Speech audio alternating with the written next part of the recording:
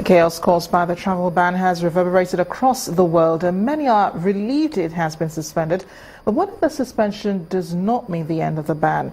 Here to discuss developments in the United States is political analyst Curtis Adiba. Thank you for joining us tonight. Thanks for having me. Thank you. Well, we've talked about this several times before, and now it is the executive order which has caused a lot of reactions from around the world. What if President Donald Trump ignores the court ruling? Then what happens? Well, it's difficult for him to ignore the court ruling. You see what is going on is the power of institutions versus strong men. You recall when President Obama visited Ghana, he said Africa was in need of strong institutions and not strong men. Now, one of the beauty of American democracy is the strength of our institutions. What you are seeing here is the institutions pushing back.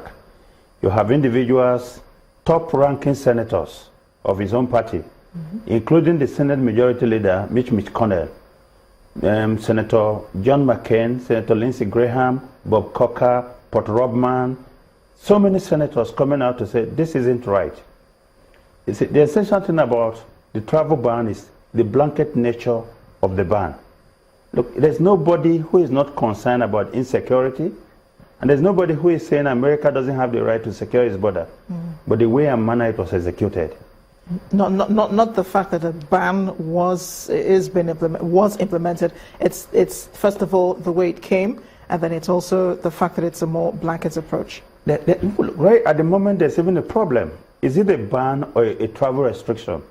The president calls it a ban. Sean Spicer, his spokesperson, said, no, it's not a ban. It's a travel restriction.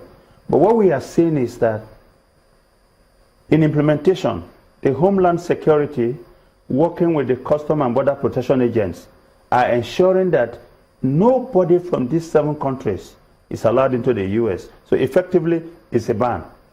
All right? And then the acting former Attorney General Sally Yates, who was sacked because he felt that the order was unconstitutional. So what the court has done is to say, look, Mr. President, yes, you have executive power, but these executive powers are not absolute. His own argument is that, look, as the president of the nation, the court cannot second-guess my executive orders because I have access to security and intelligent information that no judge will see. And this is just a suspension, of course, by the federal courts, but can the courts totally revoke the ban? Yes, the court has the power to revoke the ban if it's found to be unconstitutional. I mean, one of his arguments is that as the president, his power to act on behalf of the American people to secure them is unreviewable. In other words, that the courts cannot. But the courts, have shown clearly that they can. He ran to the Court of Appeal early this morning, and the court said, no, you go and file relevant papers. But the ban, for now, is suspended, and people can begin to come in. And people are coming in from all over the world right now. Let's play the devil's advocate here. Now, if there were no protests against this ban, against this travel restriction or ban, whatever you want to call it, if there were no protests against it, if there was no opposition against it, do you think some good could have come out of it in the next 90 to 120 days? Okay, let's look at what was in place before Donald Trump came. America never had an open border. There were rules and regulations. In fact, if you look as a Nigerian, go to the U.S. Embassy to get a visa and see how difficult it is. We're talking about those who are going to leave their country and going to live in America on a permanent basis. So there are rules, and there are very difficult processes that they had to go through. And let's look at it this way. After September 11, 2001, no American has died from the bullet of a terrorist within America. Now, if you look at the Omar Martin that happened at the Post restaurant in Orlando, Florida, he was an American. If you look at the one that happened in San Bernardino, Farouk and his wife Tassim Malik, they are Americans. The one that happened in South Carolina, Diane Roof, he's an American. So that's why the argument is that, look, Mr. President, your ban is not backed by any fact.